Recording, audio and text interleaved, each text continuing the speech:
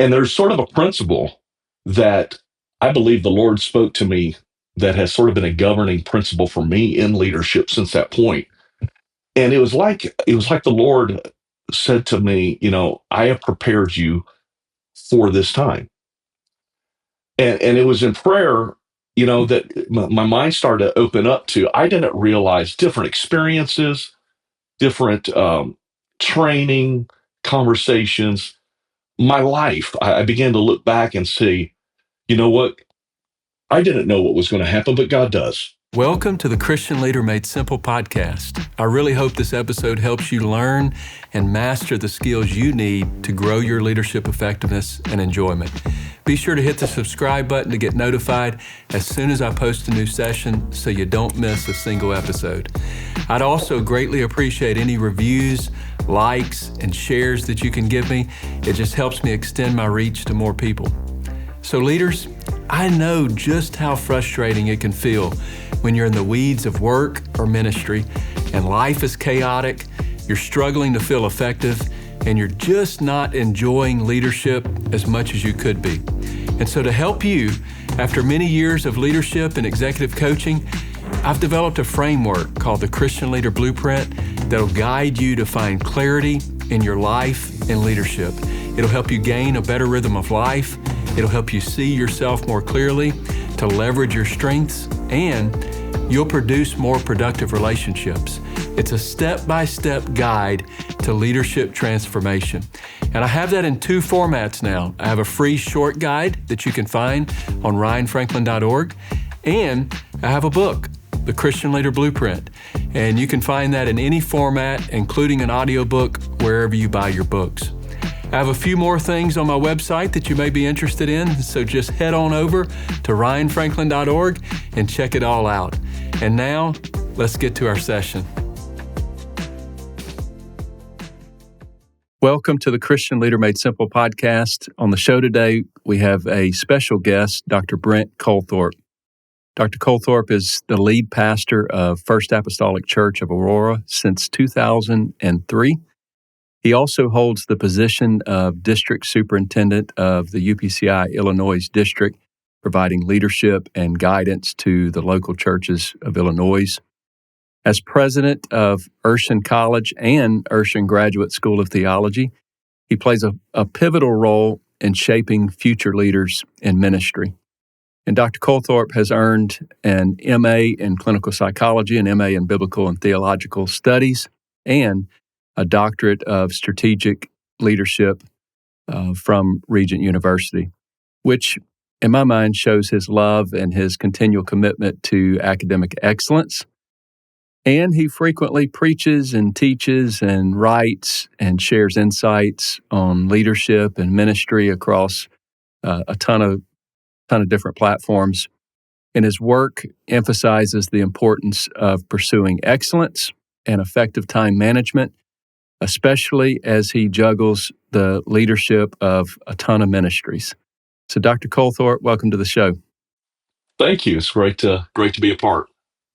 I really appreciate you being willing to do this. I know you're, as evidenced by the many hats that you wear, you're a busy man, so we definitely value your time and you being willing to do this podcast. Well, it's an honor. This is it's dialogues like this that help me grow. And so whether it's listening or participating, where you have to sort of process a little bit and dig a little deeper, it's a mutually beneficial thing. So thank you for the opportunity. Well, thank you for seeing it through that lens, because I agree. I enjoy being challenged as well and having opportunities. I know when I preach and teach, that's sometimes I'm preaching and teaching to myself, or many times I'm preaching and teaching to myself. So thank you for that. But so let's just jump into the topic. Okay. You're an extremely busy man. You juggle the leadership of a church, a district, and a thriving and growing, not just one school, but two schools.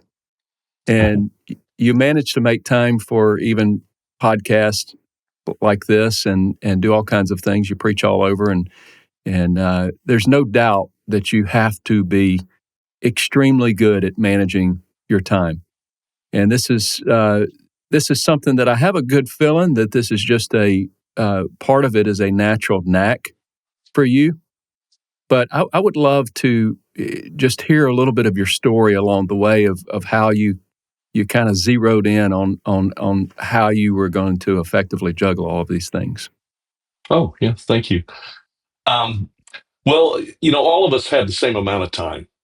So 168, it doesn't matter whether you're the president of the United States, or you are in kindergarten. Everybody has the same amount of time.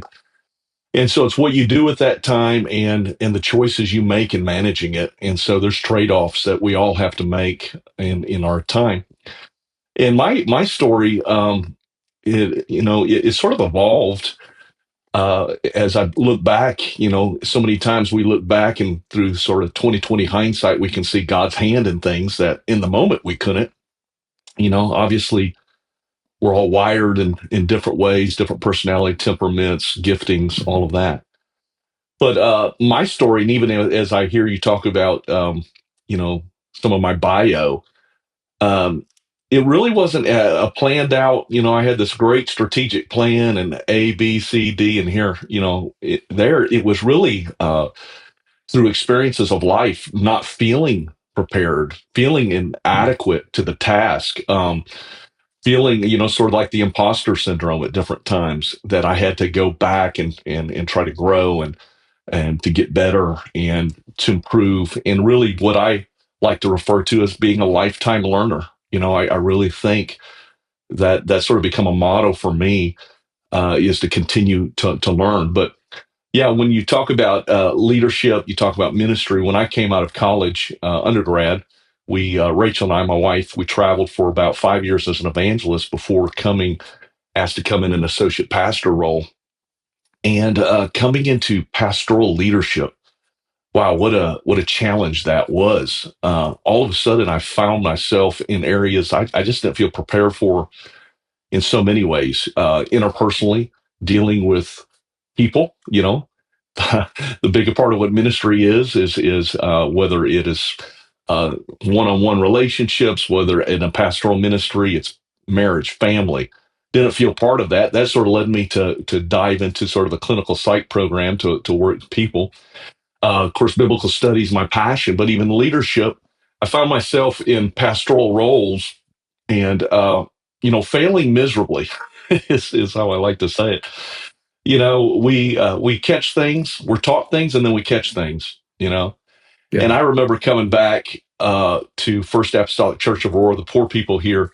Uh, I came in and probably like any young leader wanted to change the world, and I still want to change the world. I think that's something that we all continue to want to do. But I don't really have a playbook for it, which I appreciate you putting out a playbook, leadership playbook. Didn't really have a lot of those tools, and really, and of course, we're talking about early mid '90s, Mm-hmm. Which was a different time period. Really didn't have a lot to go from when it came to leadership. Most of my training had been in scripture, studying scripture in Bible college, and it had some pastoral courses. So, but just really didn't feel like I was all the way there. And I remember having an opportunity to lead at the church and to cast vision. Right, that's what leaders do. They cast these grand visions. And so I come and I'm going to launch this grand vision. It's going to be a vision Sunday night. And I'm going to walk by faith and put these goals out there. We're going to like double in 6 months or whatever it was at that time, and failing miserably, because my understanding of a vision is, you throw out some strong goals, come up with these quantitative measurements of what you're going to do, and you just, sort of speak that out, and then God will go do it. Yeah. And it didn't happen. And so that's embarrassing, right? You say, hey, here's the mountain we're taking, and everybody sort of pats you on the back, sounds good.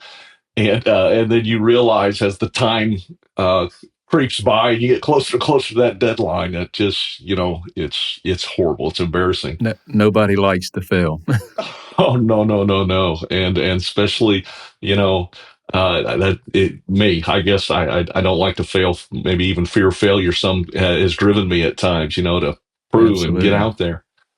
And so, and I had an amazing father, who great leader. In fact, so much of who I am and I owe it to Bill and Charlene Coltharp. And one of the things that helped me is Dad for 21 years was bivocational. He was a supervisor at Western Electric, part of the AT&T Bell system, and a pastor before he went full time pastoring. And he always had this. Every year, he would go to a seminar, conference, or something uh, that was training, equipping.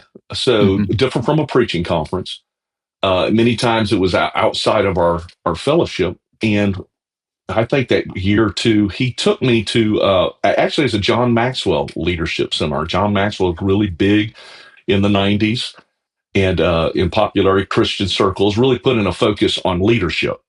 Yeah. And I remember going with him, and it just sort of opened up, it broadened my view to realize that there are some tools, there are some things that we have to manage, uh, to execute. There's other parts than just speaking a Hmm. goal or where you want to go. And so that sort of started a journey for me into saying, you know what, hey, I need to be better equipped. I need to be more effective, more efficient in the things I'm doing. And it's not just these lag measures of there, but what's lead measures? What gets us there? And what executes? And so it started that journey for me. But yeah, it was out of some embarrassing failures. Things were not going. I was frustrated. Just speaking it didn't get us there, and started to dive in a little deeper and to try to grow. Yeah. Well, you mentioned imposter syndrome, and that's something that obviously a ton of leaders deal with. Probably, I would venture to say every leader deals with at some point. But that sort of motivated you to continue to learn and pursue degrees, even a doctorate degree in leadership. Um, I would imagine that to some degree, um, the imposter syndrome motivated you to move towards those things. At what point did you feel the imposter syndrome sort of lift off of you, or or has it lifted off of you? Do you still kind of deal with that to some degree even today? Well, it depends on what day you speak with me. Uh, On Monday, maybe yeah, so, huh? exactly right.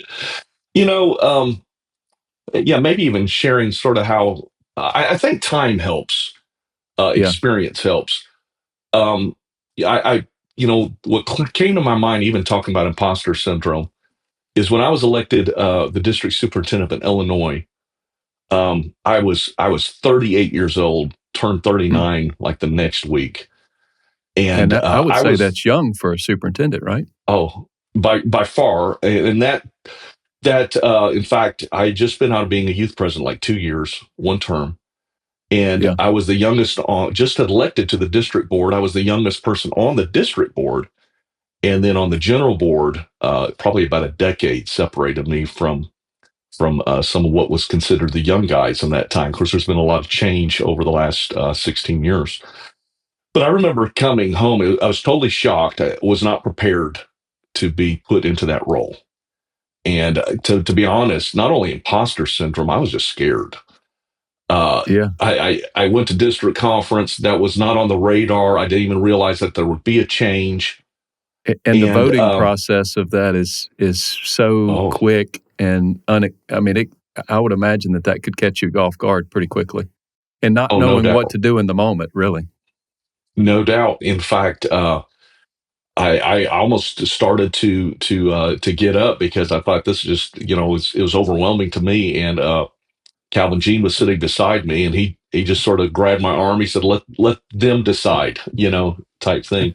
I've never forgiven him for I that love now. Calvin Jean. He's a tremendous man. He is, and a great friend. But I remember coming home, and I can picture it right now. Uh, Walking. in the sanctuary praying. And I was like, you know, we're the fifth largest district at the time, about 200 works, 450 some ministers. And here I am at that age. And it was just God, pouring out to God. And there's sort of a principle that I believe the Lord spoke to me that has sort of been a governing principle for me in leadership since that point.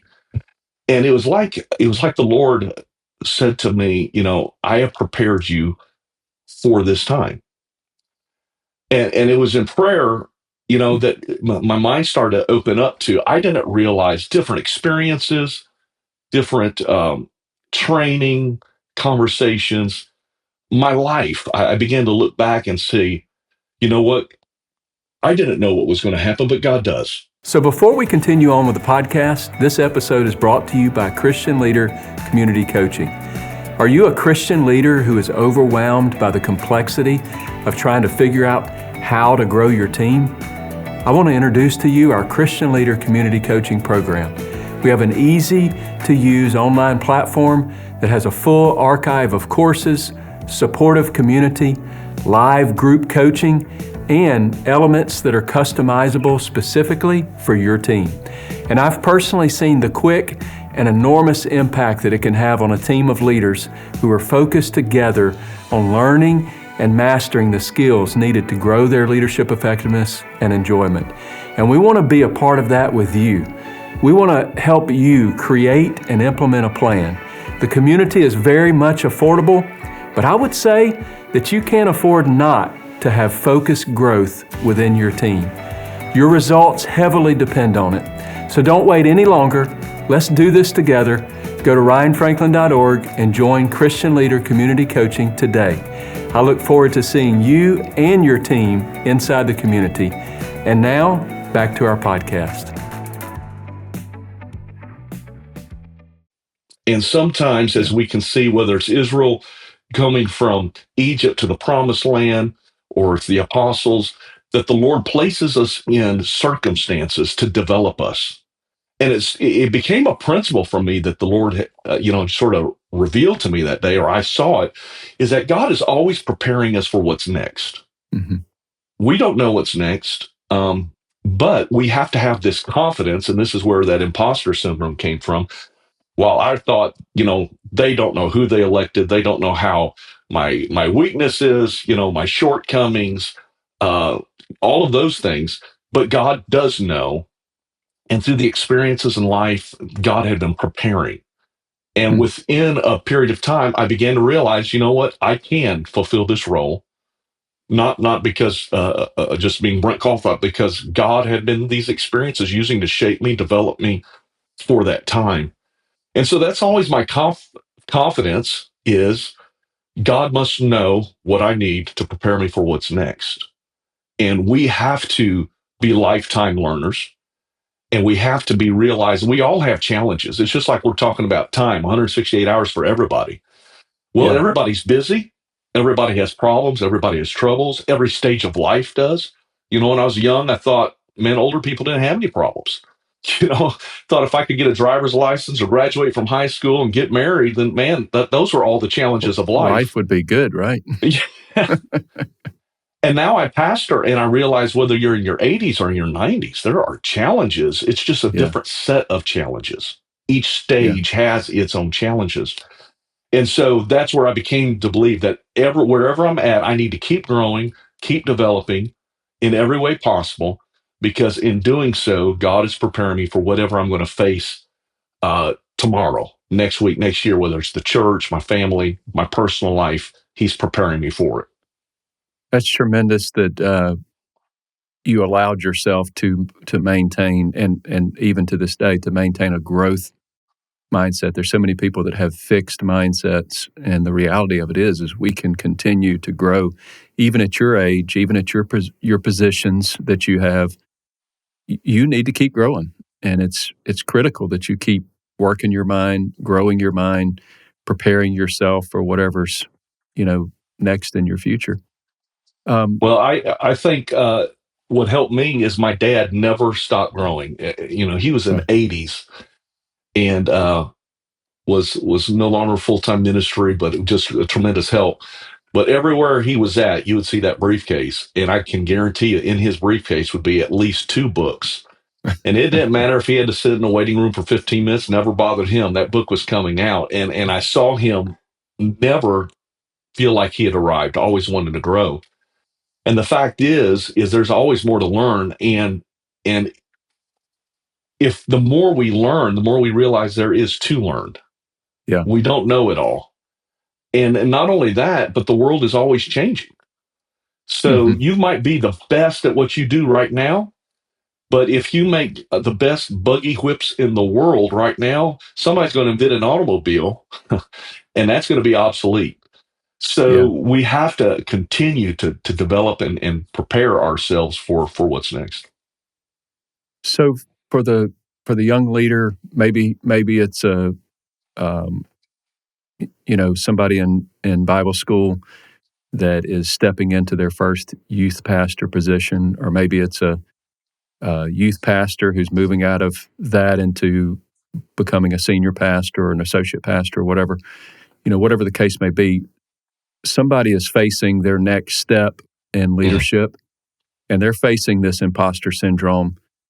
And I hear you say that you just sort of pushed through this. Is there any other practical wisdom that you could give somebody in that position? That is it talking to somebody? Is it what's some practical wisdom that you could give somebody that's having fear and feeling that imposter syndrome as they move into that role? Yeah, I would say a couple things help me. Is first of all, this is walking by faith. We might not think of this as faith, but it's walking by faith. Is saying, if this is where God's placed me, I'm going to walk Mm-hmm. in it, and I'm going to walk in confidence. My confidence is not just in me, but the one who sees me. I think also is, if you are in a leadership role like that, to realize that somebody else has confidence in you. Mm-hmm. There's a pastor, there's a leader that sees things in you that you might not see in yourself. Because sometimes we can undermine ourselves. We all can deal with our own emotional baggage, our insecurities, whatever's out there, and we need other voices in our lives. Mm-hmm. And so sometimes my confidence comes. It always comes from God. It comes from, hey, there are people out there that they feel like you can do this.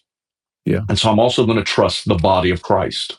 I'm going to trust the elders, the leaders in my life, the body of Christ, those who are making some of that decision as well, and feel like that they have confidence. And that, of course, you have the shared knowledge of a group that's taken place as well. And then I think, too, as you go older, you do see experiences that you have had, lessons learned, and successes that you've had, and that gives you confidence as well. So the next challenge that I go into, whatever tomorrow holds or next year holds, maybe it's here at the church, a leadership challenge, maybe it's at the school, a leadership challenge. I have to go in feeling confident, first of all, that I'm there, God, the body, elders, Mm-hmm. in that I can also look back and see where God has brought me through, and the challenges that I didn't see how I was going to make it through, how I was overwhelmed at the time. But the Lord was faithful. We made it through, and we're going to make it through the next one. So I think confidence builds, faith grows too, as He demonstrates faithfulness and you make it through. And I'm also hearing in your voice, I think, that the fear of the Lord is driving, is more prominent in your mind than the fear of men, and that Yeah. helps you move forward. And occasionally, you have somebody like a Calvin Jean sitting next to you, ironically, and that can grab your arm and say, "Just trust him." Just remind you a little bit, trust him. And that, when you bring that back up, I tease him about that, talk about that. But there is no doubt, when I look back now, that he could have saved me from making a mistake, Mm. because I was sort of overwhelmed at the time. I was a little embarrassed. I did, who do you think you are to be able to lead this district? Maybe my insecurities, Mm-hmm. and that hand possibly. And when I look back in time, because I do believe now in reflection, I've been where God wanted me to be. And so I look back and think, very well, just a hand like that could have kept me from making a mistake. And so I would even encourage leaders, when we're making decisions like that, we do need other voices in our life. We do need perspective in our life. The Bible talks a lot about counsel, and we need that counsel.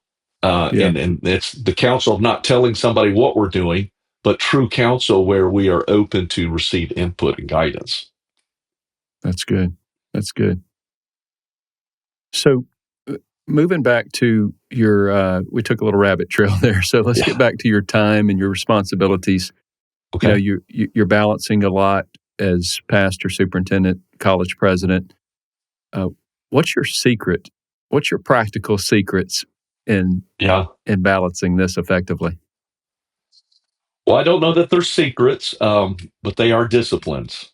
And they are those that I've had to put in place a little bit at a time. In fact, from like podcasts like this or books, hear somebody who has shared some area that helped them with productivity and effectiveness or efficiency, and just incorporate to find what fits me and what works with me. I would say, first of all, even connecting it back to talking about leaders going into different roles, we have to realize that no matter what our role and responsibility is, no matter what job description we're filling at the time, the first person we have to lead is ourselves. Yeah. If I can't lead Brent Coltharp, I can't lead anybody else. It doesn't matter what the title is, doesn't matter what the organization is. The first person I have to lead is me. Yeah. And so that also has to be the top priority, is leading me. And so, in leadership, we start realizing we can't make everybody happy. We won't make everybody happy.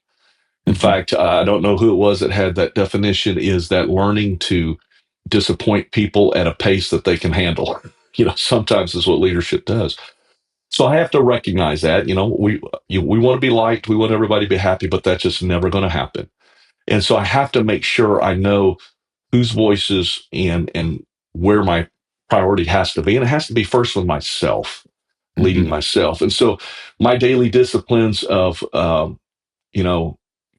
getting up in the morning, my private time of personal growth and What's that look spiritual like? growth.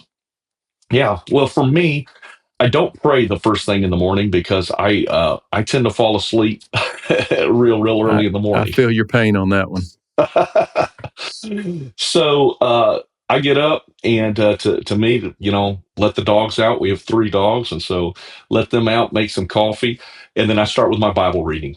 And I'm going to spend time in Bible reading, and then I'm going to go to some type of personal growth book. I'm reading typically 2 or 3 books at a time, but that in that morning, I'll have one that is going to growth and development. Whether it is spiritual leadership, something of that nature, but it's challenging growth. So I want to make sure I get those before I ever leave the house. Then after that, I can do some time in prayer. Do you have a certain time allotment for Bible reading and for growth reading, or do you just read till you want to stop? I try to get at least a chapter a day. Now, again, as you know from books, that depending on the book, the technical part of it or whatever, some chapters, it's the difference between a 50-page chapter and a 20-page chapter. But right. try to get that segment in there, in that morning. Spend some time in just prayer. Something to chew on through the day. Yeah. And something I just, here's what I learned. I learned that just having a daily system like that, when you look at it at the end of the year, what you accomplish. I remember in grad school, I had to read so much reading back when I was in grad school at Wheaton. And I mean, I was burned out from reading afterwards, and everybody telling you what to read, not to read the things you choose to read. And I remember the next year, I just decided to read at least a chapter a day. And sometimes I'd read a couple chapters at a time, because I do read sometimes at lunch, sometimes in the evening too. And I found out I actually read more the next year than I had in grad school, because instead of these chunks I was going to have, I just made it that daily discipline. And it really made me a believer that every day you'd be surprised about how much you can read. Not a long period of time, but if you're doing a chapter a day, day in and day out. So that helps me to keep a discipline where I'm just not waiting till I need something, sort of thing, out of the overflow. I'm always putting things in to have even, it's sometimes what you're reading in the morning when you're having lunch with somebody or a conversation in a meeting with somebody, you're going to process some of that. And so you're growing even throughout the day. But after the reading part, some prayer time, I do hit the gym. I'm pretty 4 or 5 days a week. I'm going to hit the gym for at least an hour, and that's a part of putting myself and my health first. My That's sleep good. is pretty structured as well. I try to go to bed about the same time every single night, and if I don't, I start to feel it, and other people feel it. How many hours of sleep do you require, or Uh, is optimal for you? yeah, I need 7. I Mm-hmm. need 7. I go to bed, try to be in bed by 11. Mm-hmm. And then, I typically wake up without an alarm. But I try to stick to that no matter where I'm at. I would love to go to bed a little bit earlier and get up earlier because I know, some of that early morning times. But I found for me, with conferences and church and stuff like that, 11 seems to be that sweet spot that I can manage even when I'm on the road. I can Yeah. typically get about there. So that So, helps you be consistent whether you're traveling or yeah. not. Right. And I can tell, in fact, people that are with me can tell. Yeah. Because if it gets, I might can do a few days at general conference or something, but typically, At 11:05, you better watch out. that's the truth. I get miserable, and I think other people around me get miserable. I start shutting down, and so learning that, but learning those rhythms. Mm-hmm. I can't be like somebody else. I know people that they can stay at 1 or 2, and however that works for them is fine. But I have to be me. Yeah. And so I'll hit the gym and then shower, and then I'm in the office. So I do some of my work before I ever come to the office. And then as far as productivity through the week, I have an ideal week, um, to show you the structure. It's a spreadsheet, and it's what my perfect week looks like. Now, I don't know if I've ever had the perfect week executed because there's always things of life that disrupt it. Right. However, I found I'm much more productive because I have that template that I'm working from to get What's things that done. look like? Is that like blocked time for Oh, certain yeah. things, or? Yes. Again, my personality, I like to block at least 3-hour blocks to Mm-hmm. get really sort of, maybe Cal Newport would talk like deep work done. And so I can do administrative stuff in an hour, email, stuff like that. But when I'm going to work on something substantive, I want a 3-hour block. Does people interaction drain you or fill you? Do you get more energy being around people, or does it drain you? So I'm more introverted in the workday, you know, So your social but stamina would be relatively low then? yeah, yeah, Okay. except, more small groups, now Mm-hmm. Rachel is amazing. She just thrives and she carries us when it comes to large social groups. Yeah. I get energized with small groups.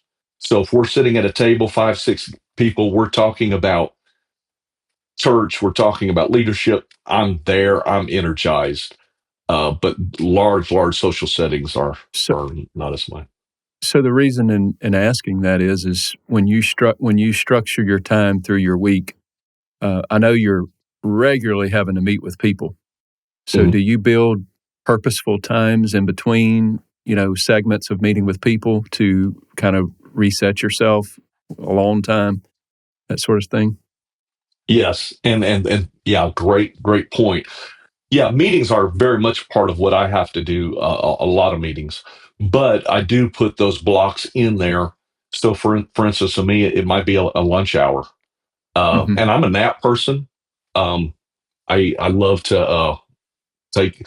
I can lay down and go dead sleep and wake up in 20 minutes in a afternoon. And so Hmm. sometimes it's me getting a bite to eat, taking a 20 minutes just to rest, even if I'm not going to sleep, just resting, relaxing, That and I'm just ready to resets go. you. Yeah. Resets me. Yeah. And if I have those, and if I can put those blocks of time where I can focus, scatter them through, Hmm. that's a benefit to me. So for my ideal week, Tuesday is typically my heavy meeting day in that's my one-on-ones. Mm-hmm. So direct reports, we are going to have a one-on-one, and that's both the church and the institution staff meeting. That is all built into that day. Mm-hmm. So Tuesday's a meeting day, but yet, you know, I have other times where they're not heavy meetings. That's the time where I'm going to be focused more on what I have to do and content and productivity.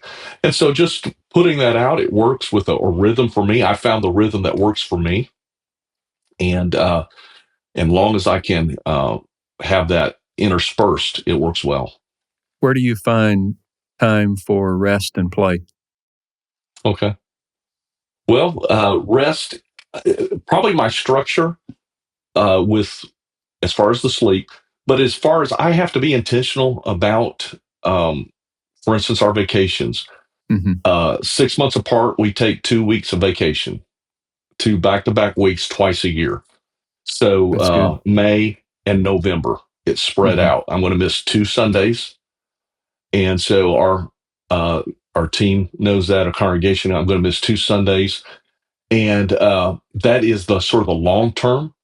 Then I try to build in throughout the year too. If my family and I are traveling, maybe going to speak somewhere, a day here, a day there, to build that in, along with recreation time. For instance, like in my family time, we're at a different stage of life. I have a 16-year-old at home. My other three Mm-hmm. children, they're married, they're out of the home.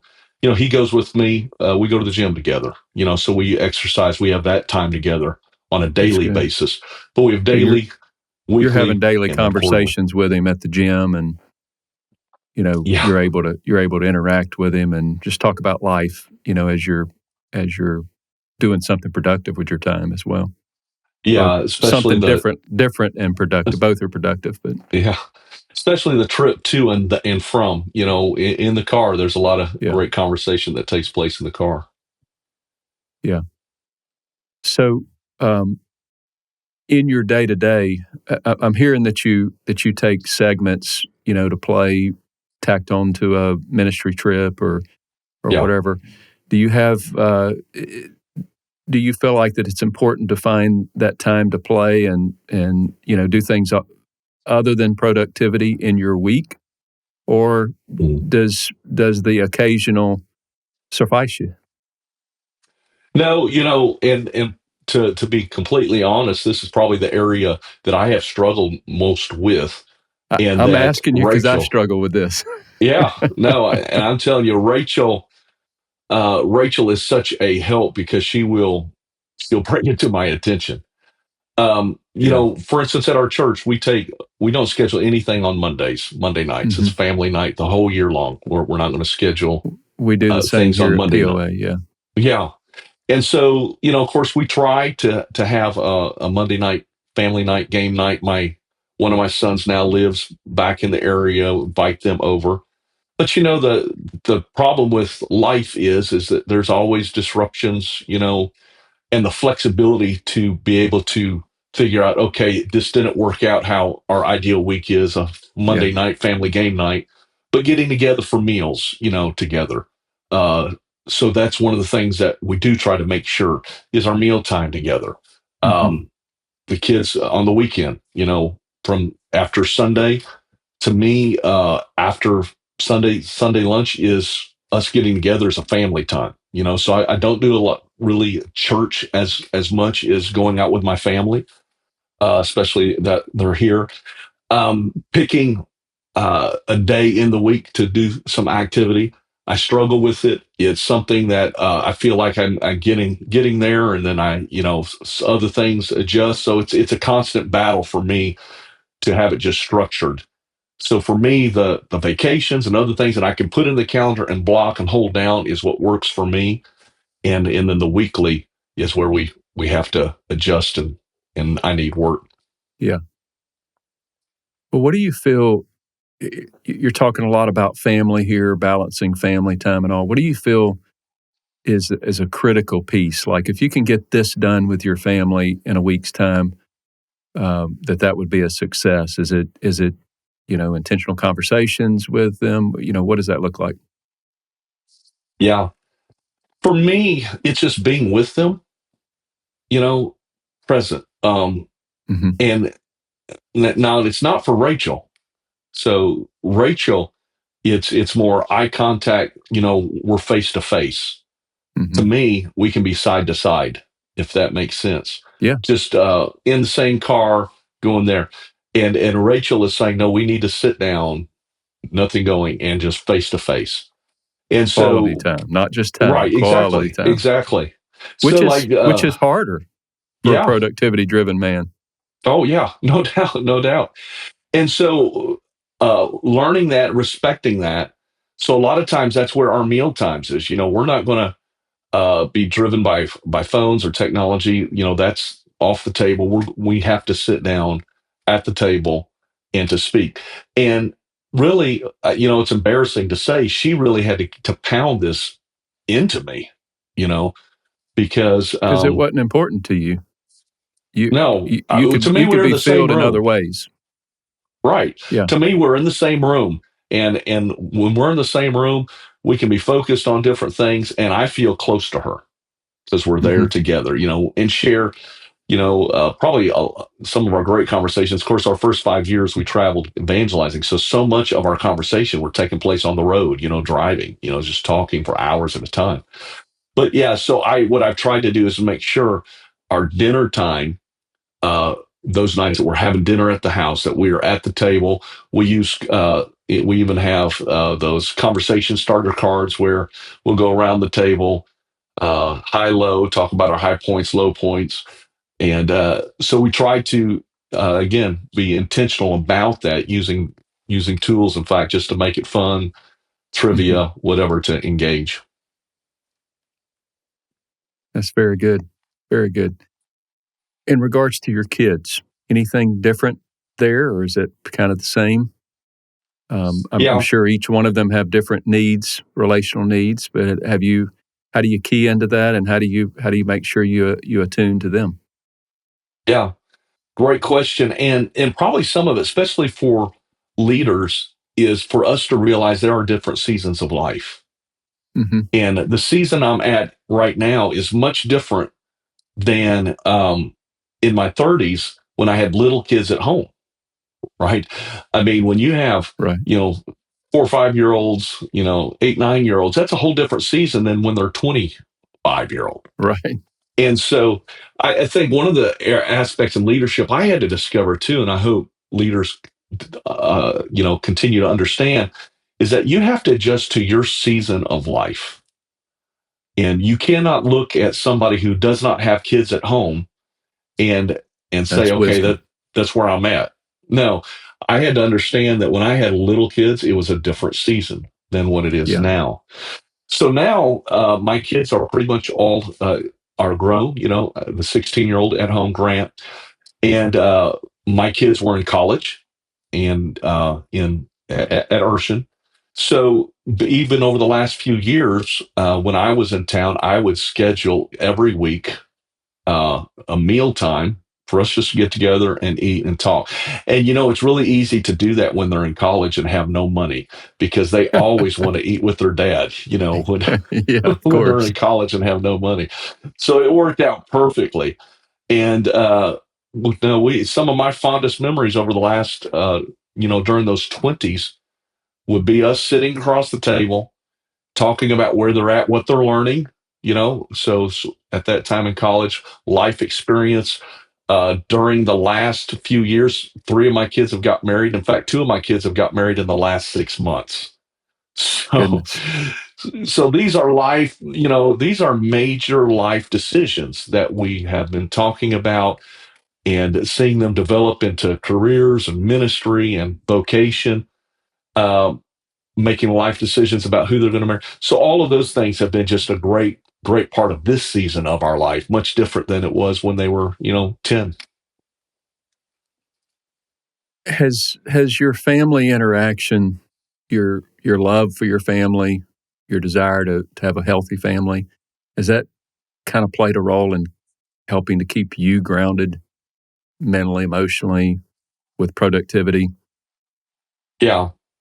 And maybe, um, the scripture talks about dwelling according to knowledge. Mm-hmm. And one of the things I started to realize, a part of my mission is to see the success of my family. Mm-hmm. So I feel like part of my responsibility is equipping, training, uh, counseling, launching is for my family. So I feel successful when I see Rachel succeed, when I see my kids succeed and what God has called them. And so Yeah. part of me as a father and a husband is trying to understand their personality, their temperament, their wiring. They're all different. And then what can I do to help facilitate what God is calling them, how God wired them, the passions they had where they can succeed? And Mm-hmm. so I try to adjust to that. Uh, for instance, with Rachel, my wife, incredibly gifted. Her voice in my life, you know, uh, her carefrontation. We don't use confrontation, we carefrontate. Her carefrontation has shaped me, developed me. You know, I believe marriage is one of the principal ways that God works sanctification in our life. And but we're very, very different, very different. Mm-hmm. And, of course, that's friction at the beginning of a relationship, Right. my favorite definition of normal is, the family you grew up in. And when two people with two different definitions of normal come together, there's going to be friction. In fact, my wife, we had been married 20 years, and she sent out this tweet, and she said, "Happy anniversary to Brent. 20 years of marriage, the best 17 years of my life." And I started to get some texts That from is friends. funny. Yeah, yeah. I started to get some text messages from friends, and they're like, "Man, your wife, she's so funny. She's so witty." And I started laughing because I didn't even know, she had posted anything. And of course, that's how I found out. And she says, "What are you laughing at?" I says, "They think you're joking. They think this is a joke." No, we had some friction Yeah. until I learned to appreciate our differences Yeah. and then to use my strengths to help see her thrive. Huh. And man, that when I had that Wow. realization, it's the same thing in leadership in a local church. The team members that I have that I serve with here or Urshan, anywhere else, is part of my role and responsibility is to see them thrive in their calling. It's not just about my calling, what Mm. God has for me. It's an interdependent relationship. Yeah. And so when I began to see that, man, we really truly became a team then, That is respecting each other, tremendous. assisting one another. She helps me in so many ways that she is competent at, she is good at. And then there are other areas that she moves aside and I take the lead because of my strengths and it works together. And I also feel that to my children is Mm-hmm. for me to understand them and how can I come alongside them and help and prepare.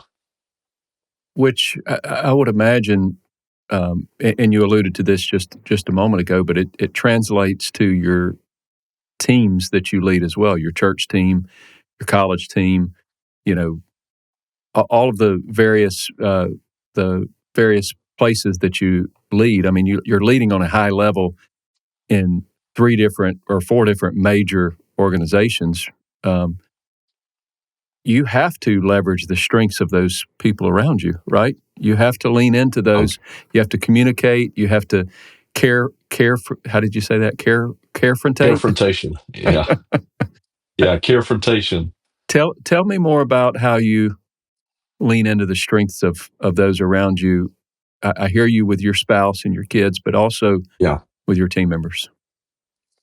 Well, of course, I'm sharing things that I've learned. I definitely don't have it all down. In fact, anybody on the teams, including my family, would tell you I have a long way to go. But one of the things I realized with teams is sometimes we have rigid job descriptions that we're trying to fit people into that, Mm-hmm. right? And every time we bring on new team members, one of the things we have to take time is assess who we're bringing in. What's their gifts? What their abilities? There might be some areas where they're better That's than good. somebody who has that responsibility on the team right now. Instead of being, very hardcore on what this job title or role is, we might need to make some adjustments. And Or so I would assume even hiring just a warm body, you're not wanting to do that. You need to find somebody that even sometimes just fits the need that you have on your campus or your whatever. and chemistry is important. If you don't enjoy who you're working with, it's going to be miserable. And So if they're true. miserable, you're going to be miserable, and the organization's going to be miserable. I would tell if you are not content, happy, uh, like where you're at, you need to find some place where you're at. Life is too short for you Mm-hmm. to be miserable. But even, for instance, at the church, I have an executive pastor, Greg Wilhelm, an amazing guy, and also executive assistant Jessica Graham. Well, when they come in, uh, Greg's gifts and abilities were different than somebody who was serving before. So for me to just say, "Hey, you need to do what he did," so part of it is all of us adjusting. How can we be the strongest team now with the personnel on the field? It would be similar to a team, an athletic team, switching out a player, and you take out one star and put on another star. Well, can have different gifts. You don't just necessarily run the same plays. You got to That's find out great. what's Great the point. best thing to do with this team. And so that means we're always a learning organization. Yeah. Uh, who needs to be having these roles and responsibilities? At Now, I live in Aurora, pastor in Aurora, at the Urshan University UGST. Executive vice president there is Jenny Russell, which she's an amazing leader. And so part of those conversations in those teams is learning one another.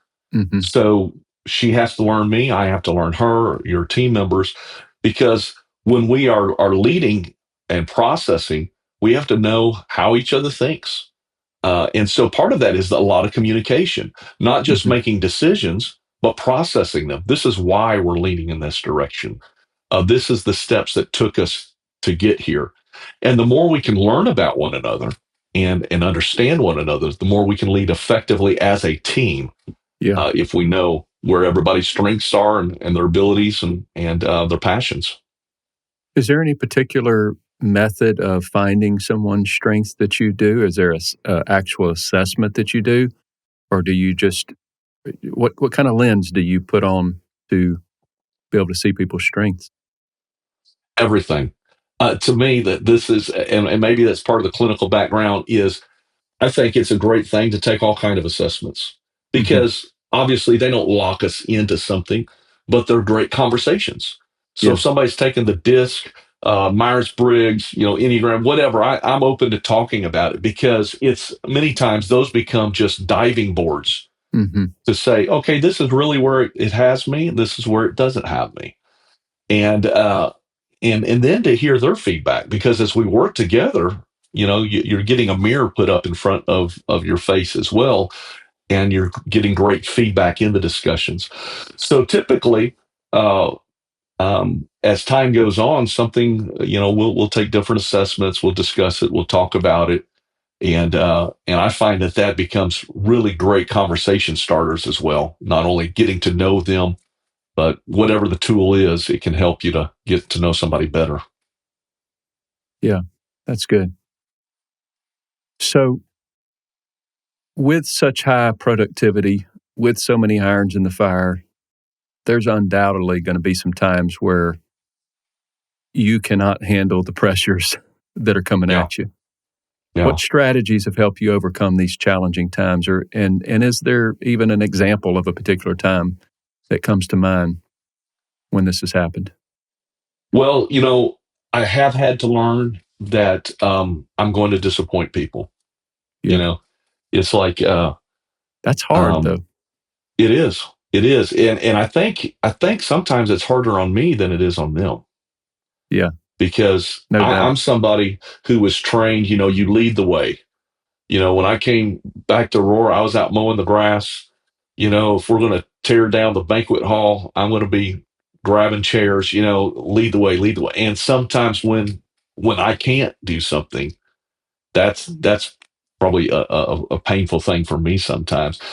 And so what I've had to learn is very much about priorities, Yeah, is what is it's not is there something to do? We all have something to do. Probably all of us have a list of things to do that's a mile long. But how am I going to determine what I have to do?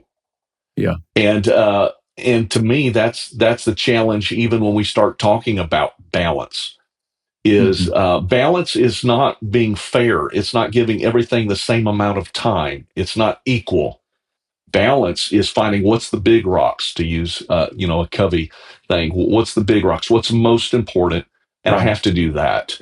And I have to be okay that I can't do everything. And an organization has to do that the same way, regardless of how big the organization is, whether it's the POA or whatever size, is Hmm. you can't do everything. You Correct. have to make decisions.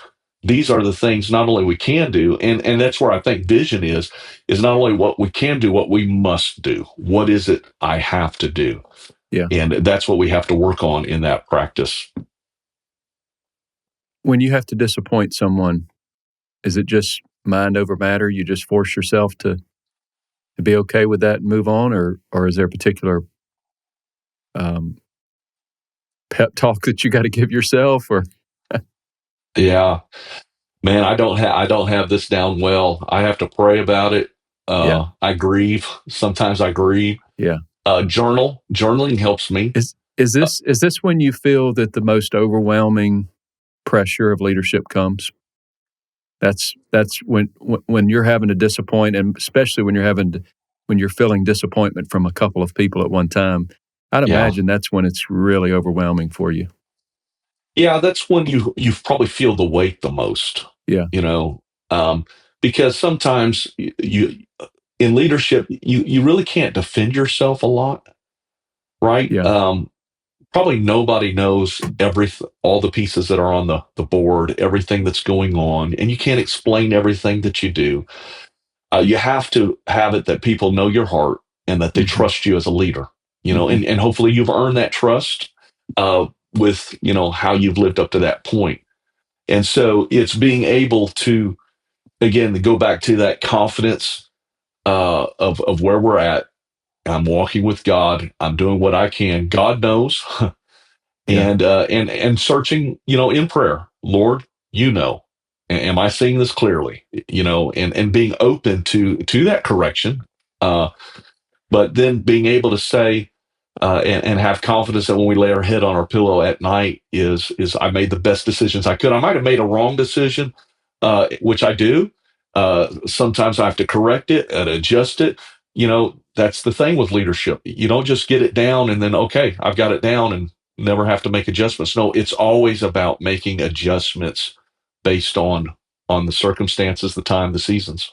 And I'm hearing in your voice repairing relationships, even if that's what's necessary to make that Yeah. adjustment. Yeah. So when you're speaking of these relationships, you know, you can disappoint someone a whole lot easier if you have good relationship, productive Yeah. relationship, a real relationship with individuals that you lead, because Yeah. they feel your love, they feel your acceptance, they feel your containment at times. What do you do? How do you cultivate productive relationships within your teams with so much going on? Well, I think that's where the weekly one-on-ones is so important, Okay, is because the people that are closest to me, and again, of course, like any other organization, you can't give equal time to equal people. it's true. So there is an inner circle, and every person has sort of their inner circle. And that one-on-one time, they know that we're going to have that one-on-one time. And it's not just about, that's a time because I care about the people that I serve with. In fact, that's the joy, right? Is to have teams of people you like and you work together and you work hard together and you celebrate together and you rejoice together. And so part of our one-on-ones too is I want to check in the template that we have that we use. We're checking in first and foremost. How are you doing? What's going on? Hmm. Sometimes you have staff members they're going through medical issues or family issues. And really, that's more important than anything else that you're going to talk about that day. And that builds relationship and trust. I want to make sure as a leader that their life balance is good. I Yeah, don't want to just dump too much on a leader. that they're overwhelmed and their marriage is suffering. And so I want to be checking in on that as well for them. How do you recognize when one of your team members, they're just not coming out and saying, this has been a terrible day because of this? How do you recognize? Are you looking for emotion within them first before you get into content? What's your Yeah. secret on that? Well, I think if you build relationships with people and you get an intimate relationship with someone, you're going to pick up on cues. But Mm-hmm. also, if there's trust there, they are going to be more open to sharing. And That's so good. I try to do both. I try to, if somebody, I very much believe in loyalty to the team. And again, this is not saying everybody, but these are people that are close. They have a priority. They just really do. Mm-hmm. They have a priority. They're in that circle. We are dependent upon one another. And so I want them to know that they can come to me at any time, and they're family per se, to maybe use that. And I'm going to be there. I want to hear. I am interested, and that's probably one of the challenges, even downline or even in a church, is uh, for those who are task oriented or productive. People think, well, I don't want to bother or too busy. But those Mm-hmm. are the things that we take the time for. That's why we're here. That's why we're here. So our projects, our initiatives, whatever we're working on, that can be delayed. And Yeah. and we have to learn that can be delayed. We can. I know we don't like to do it, but we can push a deadline back. But sometimes what people are going through at that moment, if it's a crisis, an emergency, that can't be delayed. And so to be okay with that, and I Mm-hmm. think probably too many of our organizations or leaderships, we try to do too much anyway. And so even toning down, because we have our business as usual, the things that we have to do every week. And sometimes those are new initiatives, we're trying to do too much new. We have to sort of set ourselves up to say, hey, a bit at a time, and we'll get the job done, and confidence in that. But yeah, when it comes to the team, what's going on, that's the most important thing, because if they're not healthy, then everything's going to suffer. Just like I believe it with my personal health. It can't be just about me and my personal health. It has to Yeah. be about the team and theirs as well. They have to put their health first for us to work together. I love that. And what happens is when you put their health first, your health first, then the health of your organization just skyrockets. Yeah. Yeah. You have to model the way, to use a Kuza's imposter thing. If you're not modeling the way, um, again, some things are taught, but a lot's going to be caught. Yeah, absolutely. Well, we're going to kind of move to a close here, but I've got one more question that I want to ask you that may even be an extended answer. I don't know. And we've Yeah. also already touched on a little bit of this, I think. But I just want to end with from afar, you have, it appears, tremendous excellence in your leadership and the way that you're continually improving, continuous improvements in the ministries and the organizations that you lead. What are the key habits that have helped you cultivate that over the years? Yeah. Well, I appreciate those kind words. When I see it, I see so many times the improvements we need to make, and Mm-hmm. and of course that gives me job security.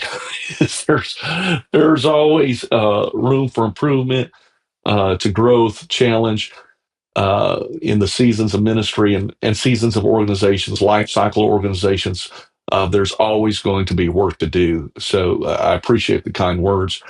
Part of it is, yes, is continuing to grow personally. If I'm not growing, if I'm not developing, Mm-hmm. then the organization, the team, you have to set that pattern first, and that's most important.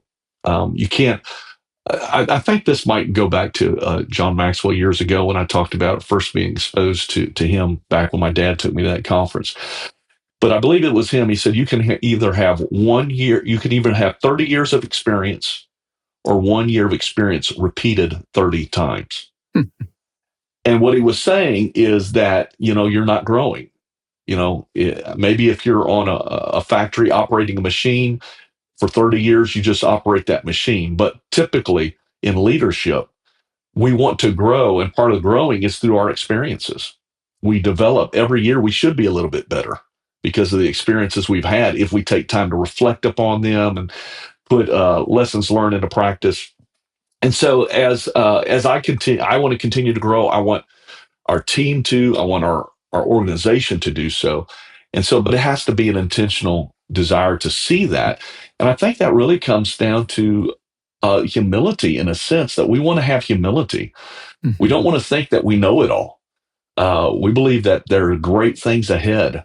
I look at young people that are coming up, and I see the talents and the gifts and the abilities and the passions. And, I'm just amazed at the potential that there is for the future. But that only happens if we continue to develop. We don't plateau somewhere and become stagnant, growing. And so for me, that's just who I am. I'm not going to be happy if not in that kind of an environment that doesn't see, hey, we still have room to grow. There's still a lot to do.